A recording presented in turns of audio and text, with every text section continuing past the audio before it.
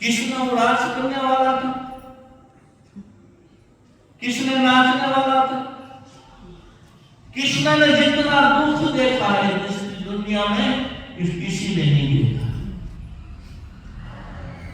कृष्ण ने समझा, कृष्ण ने पढ़ा, किस बात में उसने भगवत गीता लिखी कि मनुष्य भगवत गीता में रटने की बात है, भगवत गीता सहज नहीं है। आप भगवत गीता पढ़ो, भगवान कृष्ण कितनी बार मंत्र बोलते बोलते रट चुका है। कितनी बार अर्जुन को कहा, अर्जुन ने एक बार बोला, अर्जुन को कहा सबको मार दे। अर्जुन बोलने लगा, कृष्ण ये तो मेरा सब परिवार है, मैं किसको मारूं?